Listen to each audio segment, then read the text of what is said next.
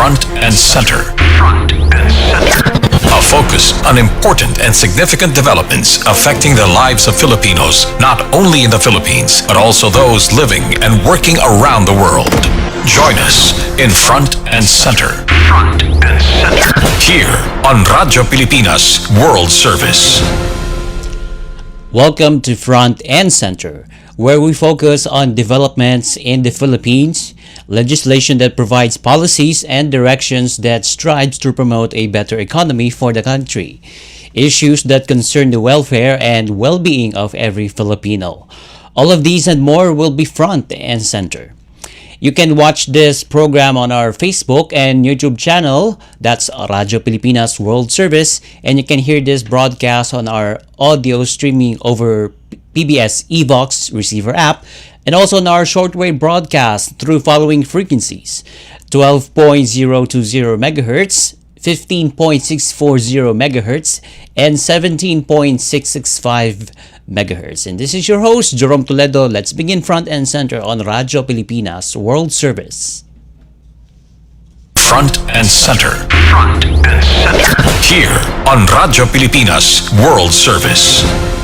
On Thursday, Philippine President Ferdinand Marcos Jr. has assured Filipinos that the discomfort he experienced on Wednesday night is not life-threatening, calling the circulating rumors about his death highly exaggerated. In a video message, President Marcos said he is feeling much better now after that discomfort he experienced last Wednesday. He revealed that the president was diagnosed with diverticulitis, a digestive condition that occurs when small pouches in the wall of the colon called diverticula become inflamed or infected. President Marcos Jr. said the condition that can affect people who are stressed or advancing in age. Asked about his workload, President Marcos Jr. acknowledged that his doctor has advised him to slow down, but stressed that he must continue performing his duties. President Marcos also addressed concerns about his well-being, assuring the public that there is no cause for alarm. And President Marcos was rushed to St. Luke's Medical Center in Quezon City Wednesday night after experiencing discomfort, but has since been discharged. And in a press briefing, USEC PCO or Communications Undersecretary Claire Castro said Marcos' health condition remains stable, noting that the president was scheduled to hold meetings at Malacanang Palace in Manila later in the day. Although we don't have much information on President Marcos Jr.'s activity today, Friday, January 23. But nonetheless, the president said that he is okay and he is recovering from the condition called diverticulitis.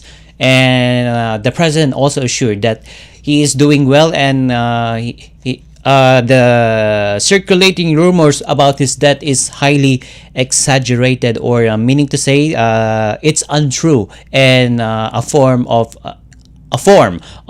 fake news. So it's a good thing that the President Marcos Jr. immediately addressed the speculation and those disinformation circulating online that regarding his health. And if you watch the video of the president that was posted on the PCO or Presidential Communications Office pages, and as well as the Radio Television Malacanang Facebook pages,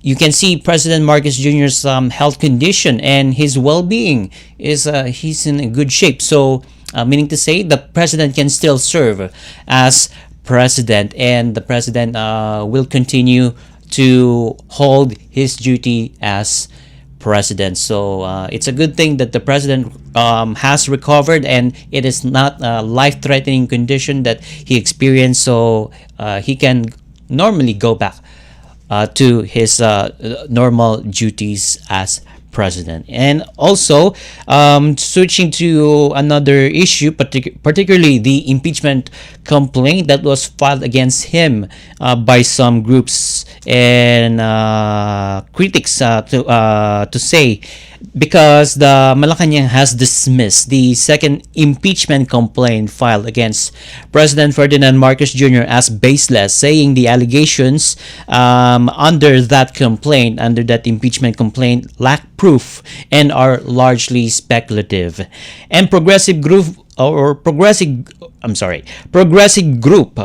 Alyansang Makabayan or Bayan as they called it, filed the complaint and endorsed by the Makabayan Bloc. So this group, the Makabayan Bloc, has endorsed this second impeachment complaint against President Marcos Jr. And Communications Undersecretary Claire Castro said the complaint, which accuses the president of abuse of discretionary powers over unprogrammed appropriation. So this, the abuse of discretionary powers included in the impeachment or articles of impeachment filed by the Makabayan Bloc. Malacanang said that complaint in the national budget and alleged involvement in budget-related kickbacks is story weaving without substance. And that complaint filed by Bayan Chairman Renato Reyes and former Alliance of Concerned Teachers Party List Representative Franz Castro and endorsed by the Makabayan Bloc over the House of Representatives led by current ACT Teachers Party List Representative Antonio Tino, Gabriela Representative Sara Ilago, and Kabataan Party List Representative Rene Co. accuses President Marcos Jr. of betrayal of public trust for allegedly mishandling unprogrammed appropriations, a fund meant for urgent or unforeseen government needs and released at the president's discretion. And it cited the use of a so-called BBM parametric formula or baseline balance managed formula institutionalized as a system similar to the controversial pork barrel. That's what those Makabayan Bloc claims. But Castro said the administration has yet to see evidence supporting the allegation. So this is the second impeachment complaint filed against President Marcos Jr. since he assumed office in 2022. The first impeachment complaint was filed earlier this week by lawyer Andre De Suso. This impeachment complaint was filed on Monday and was endorsed by Pusong Pinoy Party List Representative Journey Jet Nisay earlier this week. So they are accusing President or the Chief Executive of constitutional violations and betrayal of public trust. So the first complaint filed by a certain lawyer, attorney Andre De Jesus, and endorsing party representative Nisay. So this is a separate one. So they filed a complaint against the president over alleged flood control project kickbacks and the arrest of former President Rodrigo Duterte.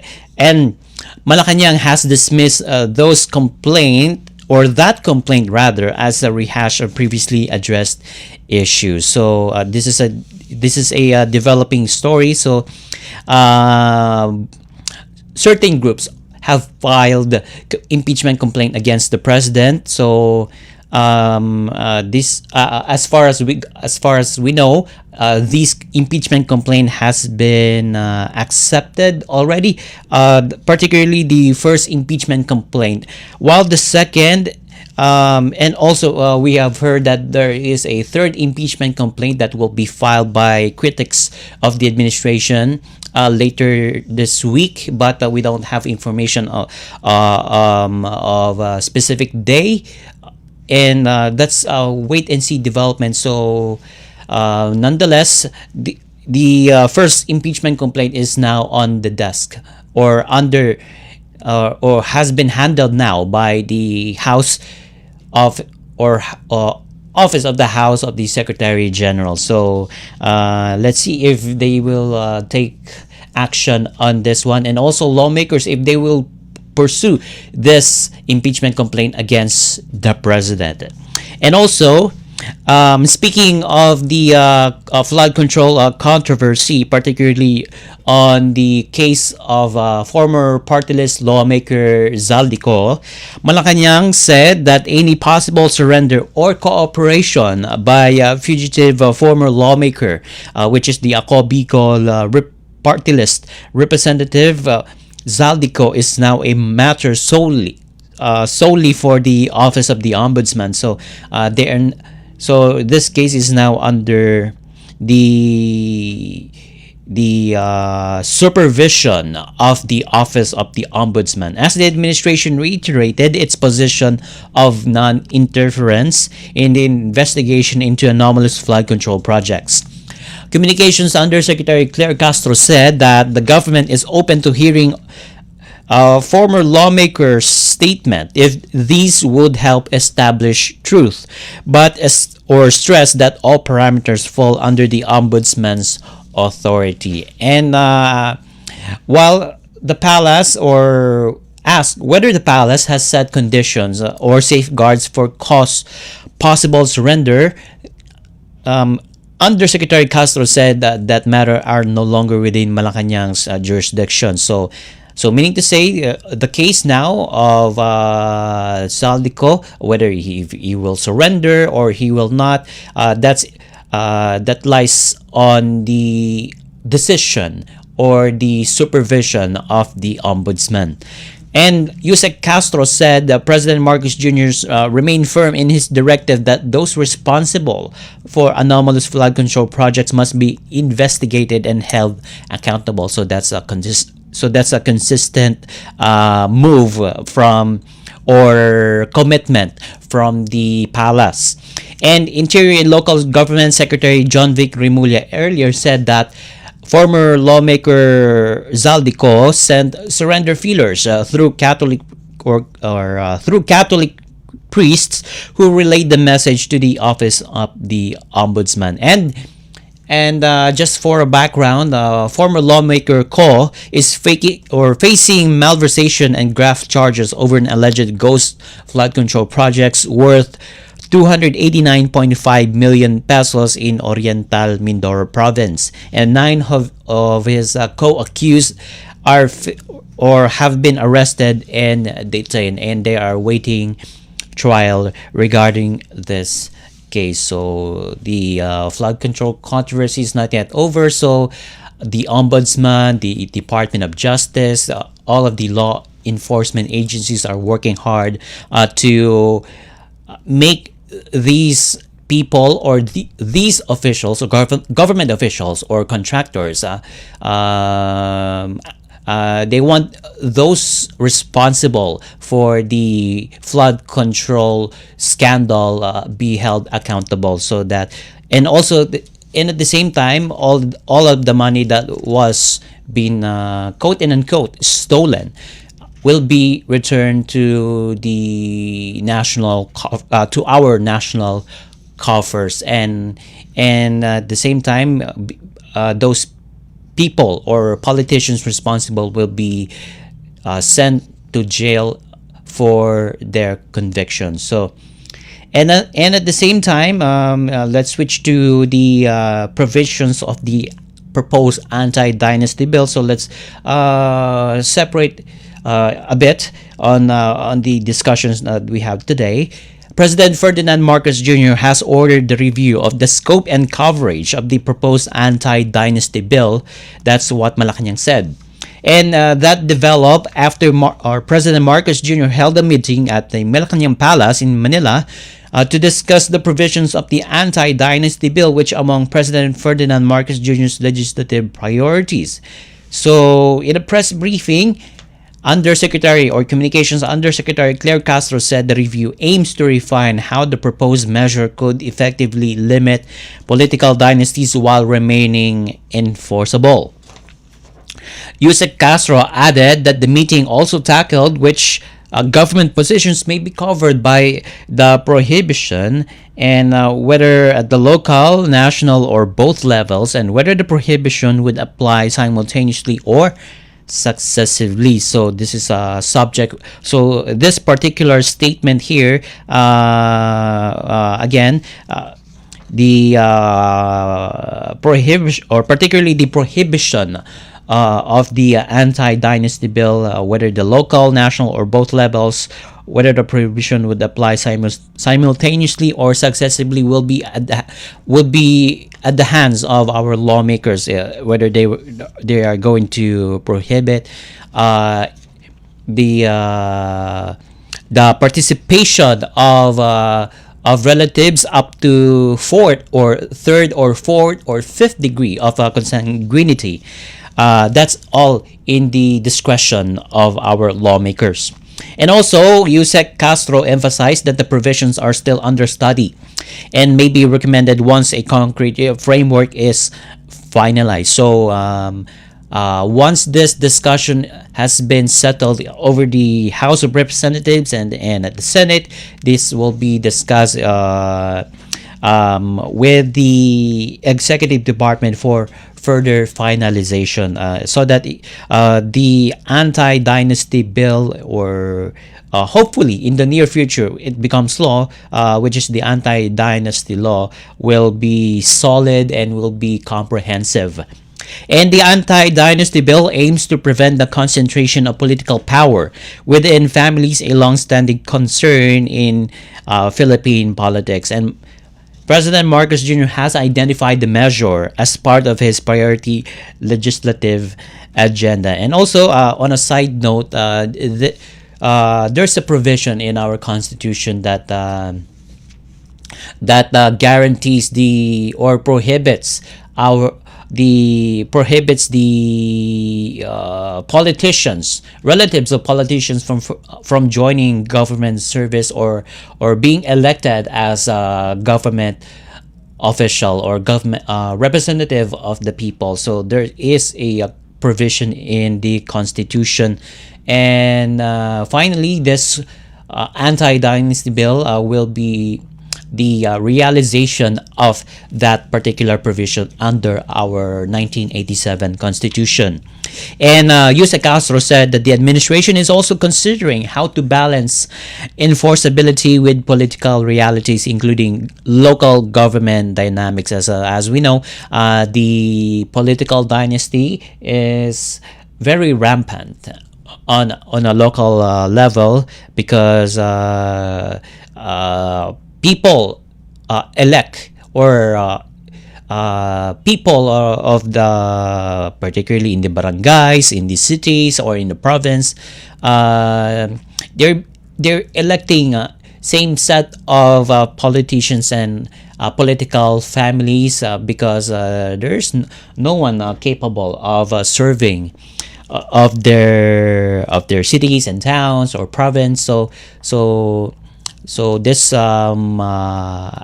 dynasty or political dynasty is inevitable. Now, it's good that this anti-dynasty bill, or hopefully anti-dynasty bill, or anti-dynasty law, will be implemented soon. So otherwise, no final recommendations have been submitted to Congress since the discussion are ongoing. And when asked if the president has specific recommendation for the bill, Yusek Castro said that the meeting itself was intended to refine proposal and ensure they reflect the administration's legislative agenda. So this one, it's still on the committee level over the House of Representatives. So we hope our lawmakers will support the anti-dynasty bill this time, so that the progress will continue, and new set of politicians and leaders will serve the constituents and also our country. And more stories to come here on Front and Center as we tackle about the continuing developments on the flood or ghost flood control project cases, and also the claims of the or there's a circulating information about the ghost projects of the armed forces of the Philippines, as well as the issue on the universal health care and the Bangsamoro elections.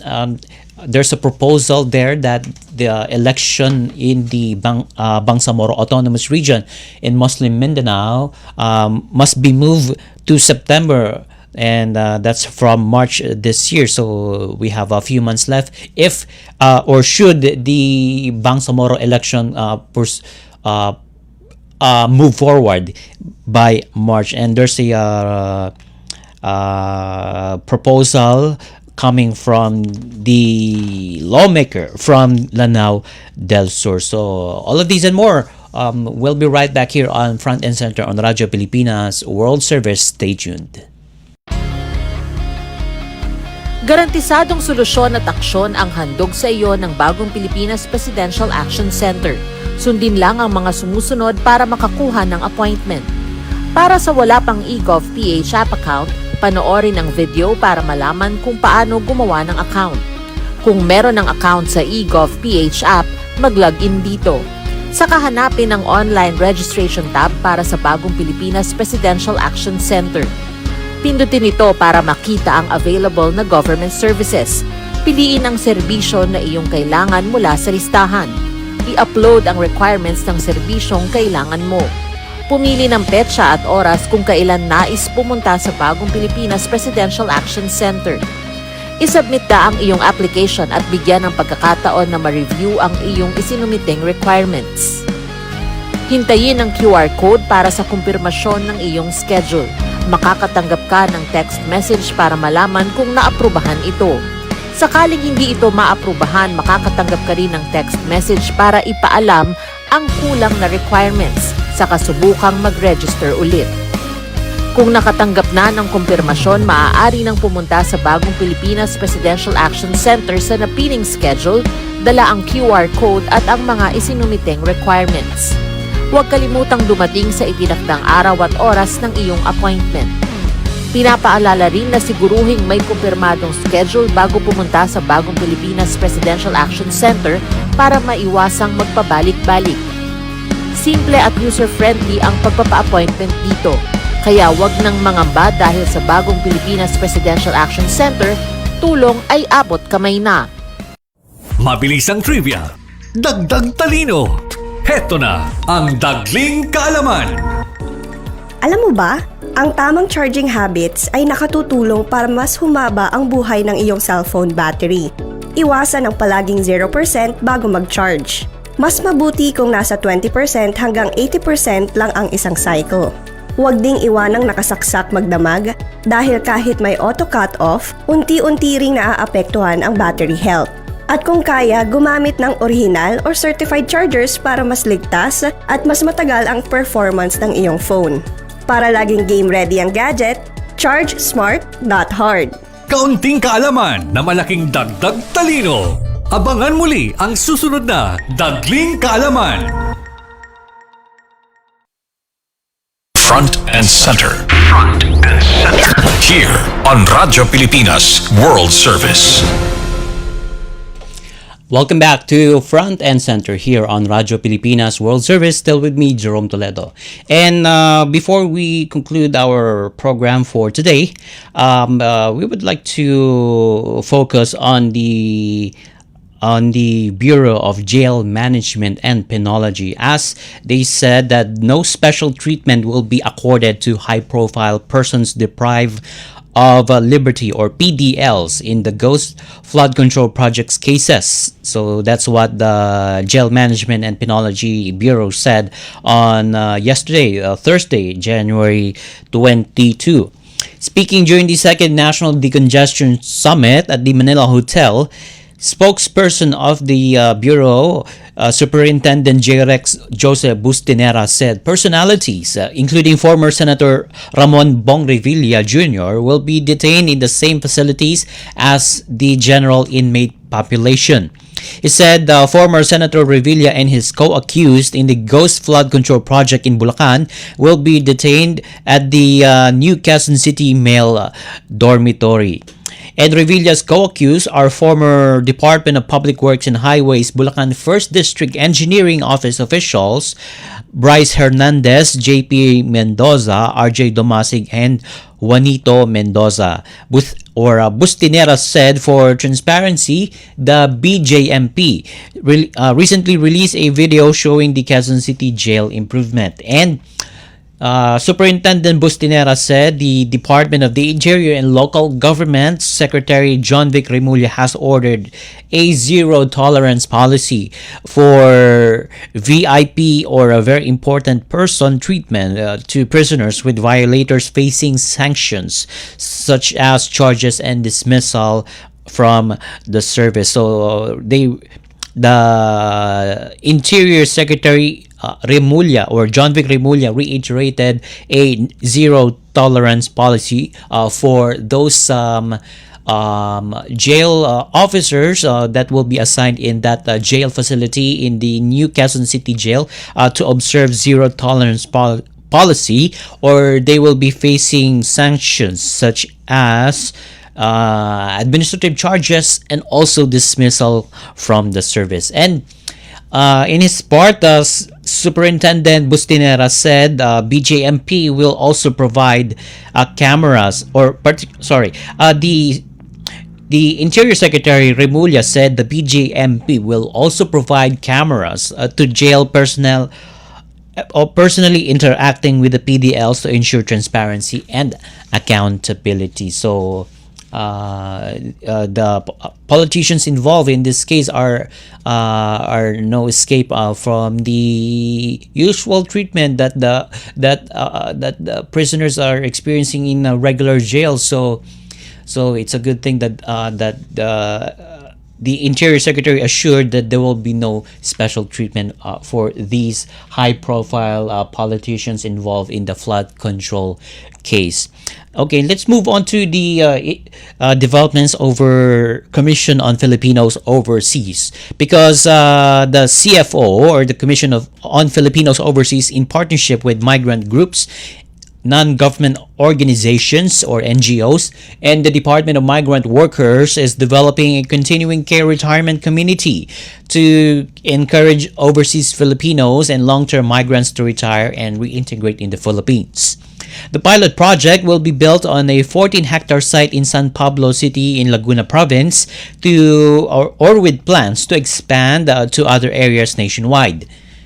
CFO Secretary Klink Ang II said the initiative aligns with government reintegration efforts and offers a win-win situation of providing retirees with a lower cost of living and better quality of life while generating local investment and jobs. And that the Continuing Care Retirement Community, or CCRC as they call it, will follow a social enterprise and cooperative model, allowing overseas Filipinos to pool savings and collectively own and manage the community.